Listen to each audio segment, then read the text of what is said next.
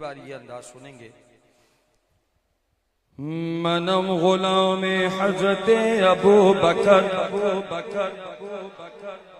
اتنی چھوٹی سبحان اللہ.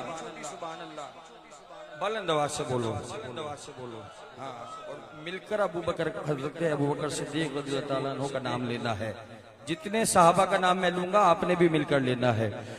منم غلام حضرت ابو بکر ابو بکر ابو بکر ابو بکر. منم غلام حضرت ابو بکر ابو بکر ابو بکر. منم غلام حضرت ابو بکر ابو بکر. منم غلام حضرت شاہ عمر. منم غلام حضرت شاہ عمر. منم غلام حضرت شاہ عمر. منم غلام حضرت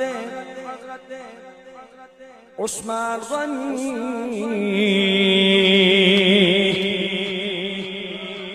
منم غلام حضرت عثمان غنی.